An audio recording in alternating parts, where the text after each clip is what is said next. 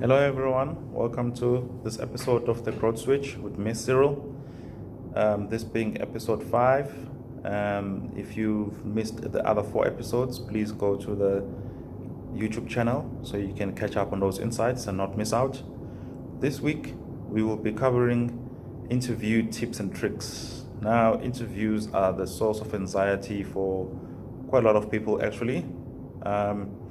Even I myself get quite nervous when I have to go for interviews. But yeah, like I said, it's all part of the unknown factor. You don't know what you don't know, and how much of what you don't know will impact you negatively. So basically, this episode is to help give guidelines in terms of how to handle the whole interview process, from preparation, the actual interview, and afterwards. These are techniques that I've utilized myself to great effect in the past.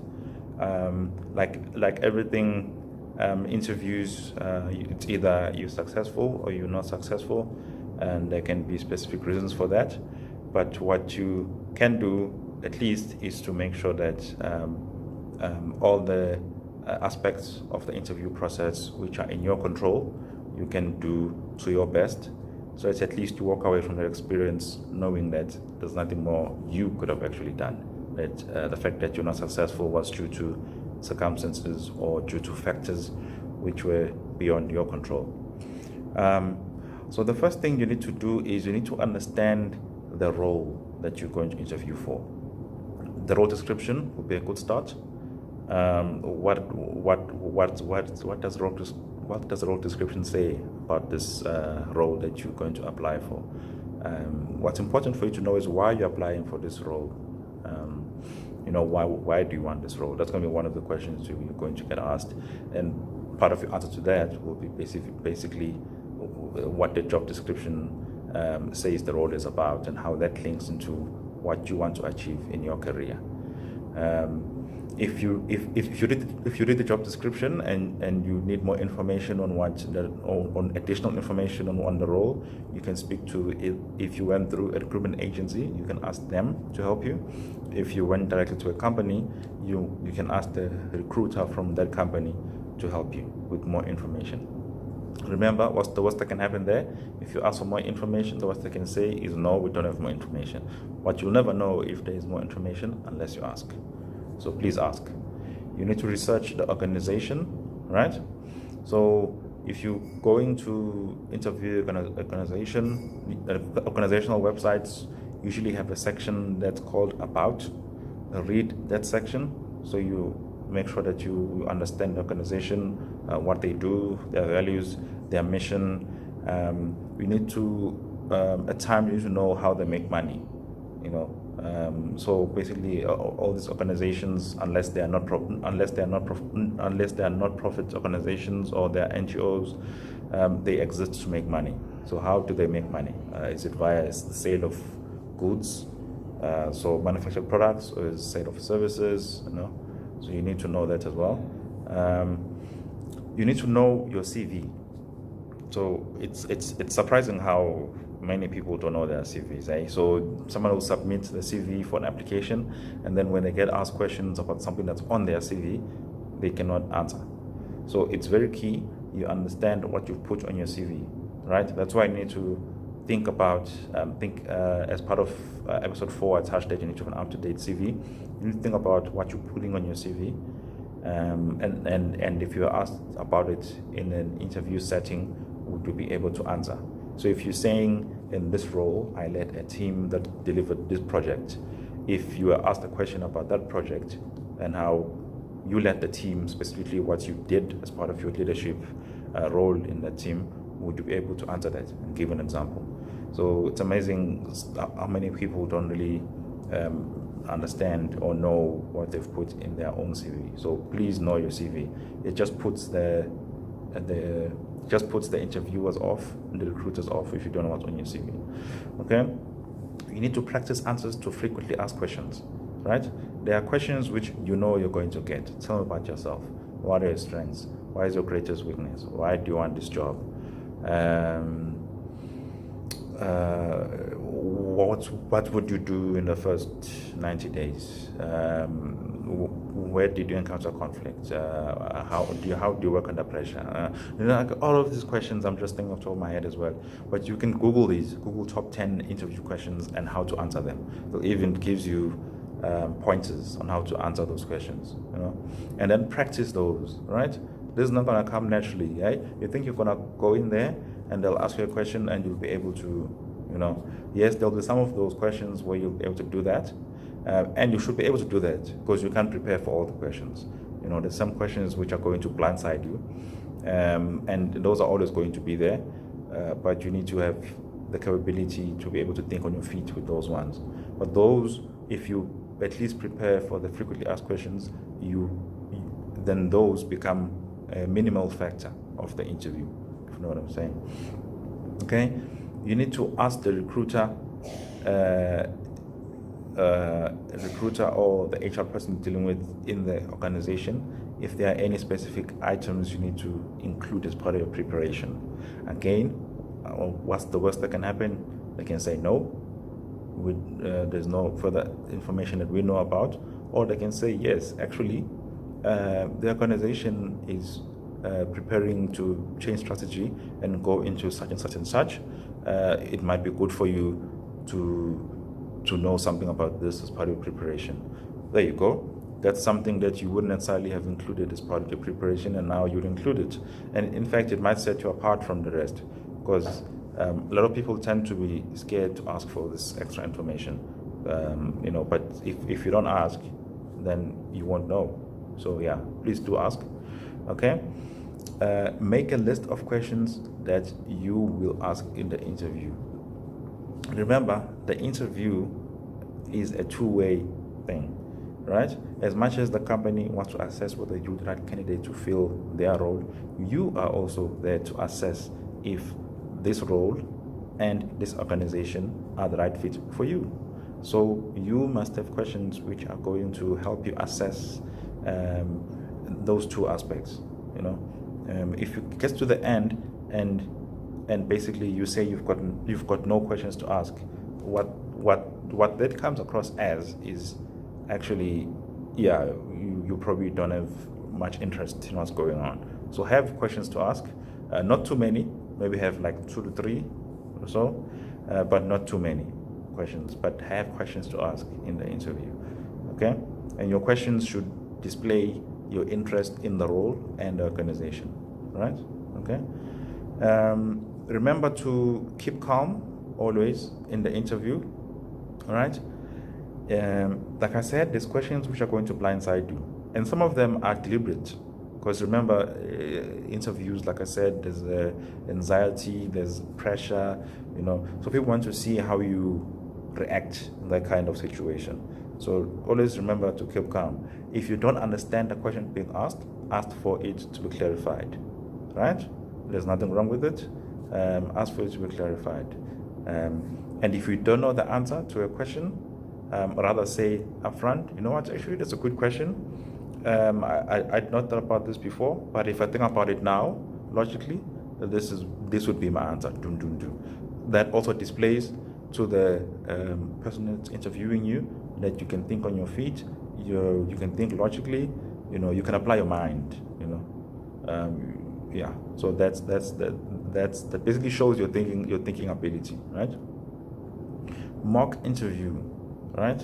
So if you want to increase your level of preparedness, have someone interview you, So either you prepare the questions beforehand. Remember the frequently asked questions I spoke about earlier? You list them. Maybe you can add others which are going to be role specific. You get someone to interview you as if it's a real setting. And then after that, you get them to give you some feedback on how you fared on some of those. So they might say, okay, in this question you stumbled a bit, you seemed unsure. Or they might say, okay, on this question, you basically answered with conviction. I believed you. I was sold that you know what you're talking about here, and that you've actually experienced this before. So that's key. And then confidence is key as part of this process as well. All right, you must walk in there, you must be confident. If you walk in there and you already look defeated, and so that's not going to help you as part of this process. So you must be confident. Remember, there's a thin line between confidence and arrogance. You must not go in there and then act as if you know everything. You know what I'm saying? Because also the guys don't necessarily want one person who's a know-it-all. You know, we all don't know it all. I don't know it all. So now if you walk in there and you project yourself as if you know everything, then that's not going to go down well. So you must be confident, but not to the point where you're arrogant. And there's a thin line, and you must know not to cross that thin line. Okay. Remember to dress accordingly, right? So different interviews will have different dress code requirements, but usually you dress formally. So make sure that you dress accordingly. If you don't have those items of clothing, those formal business type clothing, just ask someone just ask someone to help you in terms of items to wear. They can borrow you, or you can ask people to assist as part of your look. I know there's multiple initiatives out there that basically help students with getting formal attire that will help them to go to interviews and so on and so forth. Make sure that you find such initiatives. It helps to also arrive, looking the part, because first impressions count as well. You do your best in the interview so that you don't have any regrets, right? So you don't want to walk out there thinking, okay, I could have done that differently, I could have done this differently.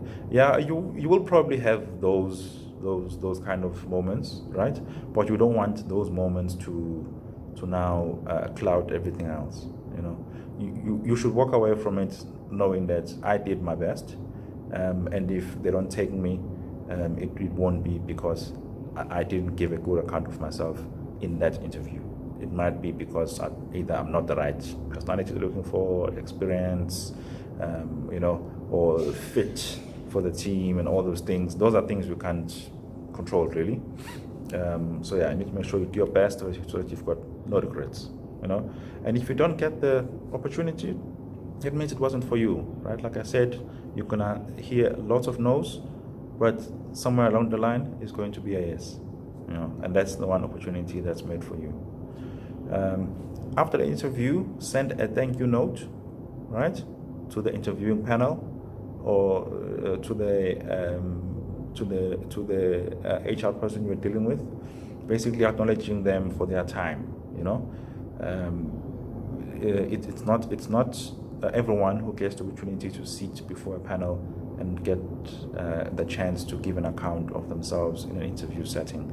So the fact that you've been afforded this opportunity, you must tell them that you acknowledge their time and how excited you are about the role, and that you're looking forward to their further feedback. Again, not many people do this, so it might set you apart from the crowd. And if you are unsuccessful, there's feedback that you're unsuccessful. Try get some specific feedback on what it is that they didn't like about you, and then that will help you as part of your development as well, going forward. Specifically if it's something that you can change, right? So if they're saying,